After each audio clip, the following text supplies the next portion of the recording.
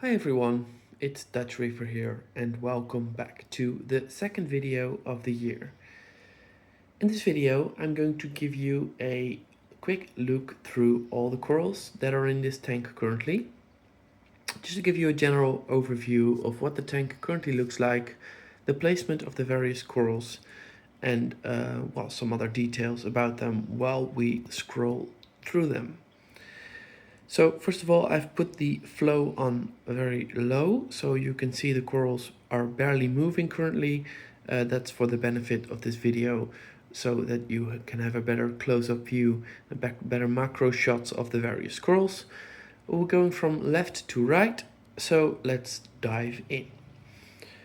So on the left here, there is a small island left. Like I mentioned in the previous video, I've cleaned up the tank a little bit, just to get a bit more airflow or water flow through the entire tank, in order to keep everything more healthy.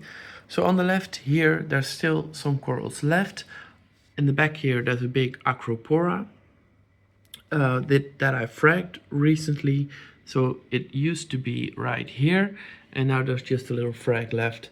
So I fragged 3 little pieces of this, just to grow back on this same spot, and this one is currently for sale. As you can see, the sailfin is very curious again, just like in the last video. It's always very interested whenever I'm making a video or getting close to the tank. Maybe it's also because our little one is also frequently viewing the tank, and then this fish is always very curious to come and watch. But getting back to the corals, so there's still a little rock of zoanthus left right here, and on that is one more Ricordea, as you can see, or a Rhodactis. I'm not quite sure with this one. It's somewhere in between. It's nice and orange, and there's a little more, some more here.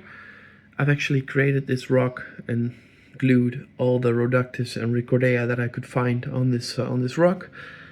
Just to get a nice combination and collection. And as you can see, there's 2 Ricordea here as well. You can see one of them right here with the little green bulbs or balls on the surface, and the bright neon green heart. And there's another one right here, and this one is already making its way towards splitting. As you can see, it has 2 distinct mouths in the center, so this one is ready to split in a month or 2 probably. And a couple of Rhodactis as well, various sorts, Indonensis. I'm not quite sure about this one, but nevertheless very nice to have these in your tank. They are not super special, but if you take a good close look at them, they indeed are something worth watching. So moving a little bit to the right, there's a couple of Euphilias right here. Actually 2 different sorts, 2 different types. This one is more of a toxic green, and this one is more of a normal regular green. But they look very nice together when combined. And they're both doing extremely well here. As you can see, the placement is low inside the tank, to give it not too much light during the day, and there's a low to moderate flow. You don't want these to get damaged on their own skeleton, so that's why they need a relatively low flow, low to medium I would say. And there's a soft coral right here, not quite sure about the name, but it's a nice one as well. It's currently not in its best form. That's because it recently shedded. Normally it would look a lot more like this, but very fluffy as well. Maybe next time. It's always different with corals. Some more soft corals right here. These are relatively new ones that I recently acquired. They still need to adapt to the tank a little bit more, so they're still a little small. Stylophora, a trumpet coral, Calastrea, so Montipora green. This is my zoanthus area. They used to be right here on the rock, but I've moved them here so they have some space to grow. As you can see, there's different types, and they're well, I can dive into them in a different video, since the ones kind of deserve a video of their own. There's some Stylophora in the tank as well. Here's the purple one. I think it's better viewed from the side. As you can see right here, the purple one is very common, but nevertheless a beautiful coral that has white growth tips when it's doing fine. Same can be seen right here with the green one, so it's a bit more green, but the same type, Stylophora. And this one is actually making babies all around the tank, as you can see right here. There's 3 dots, but also on here there's a couple of dots as well. Since somehow this one seems to spread around the tank, which I quite like. It's not an invasive coral, so it's nice to have. Then there's a Chalis right here. I think I've shown you this before. Some call it a Space Invaders, and some call it a Raja Rampage. It's either one.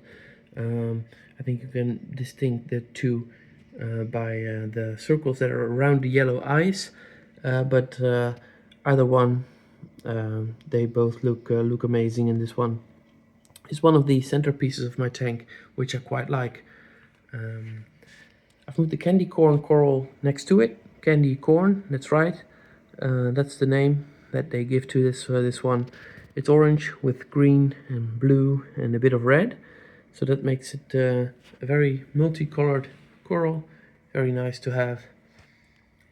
And right here, the Cataphilia jardinei, also known as a flower coral here in the Netherlands. And the word flower is literally the way we call it right here in the Netherlands. Of course, it's called an elegance coral internationally, but I like the word flower, so forgive me. Some more soft corals right here. This one is actually shedding its skin currently, which is quite nice to see. You can see right here. So there's a bit of gunk on the surface. That's because it's shedding its skin. It's getting larger and larger every week, and it's a very nice coral to see in the tank with its wavy tentacles. Some more Euphyllia right here, or torches, as you could call them. A green torch, bright green, somewhat more yellow, goldish one. Dragon soul, I think it's what they refer to it, how they refer to it. Another green one. I'm not quite sure if it's the same as this one, but they do look quite similar, as you can see. So I'm going to assume they are the same type. But it's nice to have them. Also, the same as the other Euphyllias, low in the tank, on a low to moderate flow area. As you can see, the flow here is a bit lower than here. So here, this is a good example of what happens when there's a bit too much flow surrounding your Euphyllia. They tend to extend a little bit less and show a little bit more of the skeleton. I'd say this is still in an acceptable range, but I wouldn't want any more flow around my Euphyllias. Otherwise, they could damage themselves, get hurt, and eventually die. So that's not what we want, obviously. Then moving up to the upper part of the tank, there's a soft coral here as well. I kind of forgot the name, but it's a very nice cabbage looking coral, and it's also neon green, as you can see, which makes it a very eye-catching piece inside the tank. There's some Coronian right here. It's a very simple yet nice coral. Does work very well with a bit of flow. As you can see, the flow is directly on this one, and it doesn't seem to be bothered by it. And yeah. Then moving on to the Acropora. Acropora are a species that's usually kept high inside the tank because they like a bit of light. As you can see, they are directly located under one of my Radion lights, and that's where they thrive, where they do best. As you can see, they show a nice bit of polyp extension, as it can be seen right now. And the same goes for this one, also an Acropora. I think it's called an Acropora tricolore, and it's also very beautiful, with a bit of polyp extension as well. And this one has actually created quite a base for itself.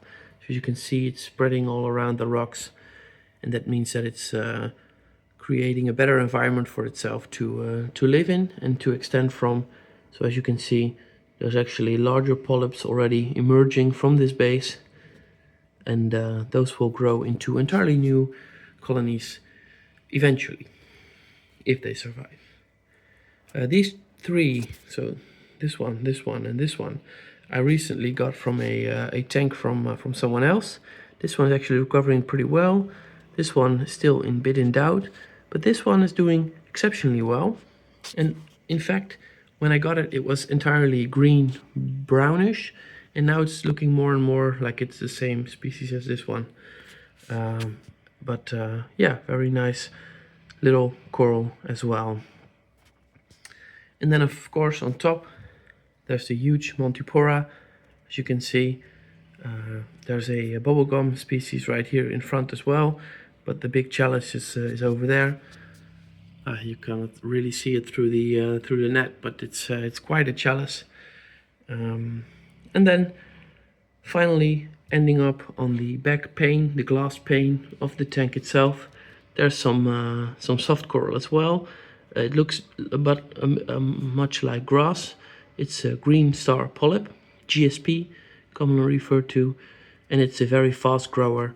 So about 10 months ago, the piece I got was this little piece. I glued it on there, and this entire piece has emerged from that and just grown out of this little piece on the bottom. So that shows that in a year's time it can grow tremendously, and I'm hoping that this piece will eventually go through the same development. Recently acquired this as well, and it's already showing signs of that it's extending onto the glass pane of the tank itself. So that's very cool to watch, to see it grow literally, of course, over time. So when you're making pictures, making videos, you can see it growing a bit every month that goes by. So that way we covered most of the corals inside the tank. I hope you enjoyed the video. Please let me know if you would like to see something else in a future video. Very open to suggestions. And otherwise, thank you very much for watching. I hope you're having a great week ahead of you. And I'll see you in the next one. So thanks for watching, and bye.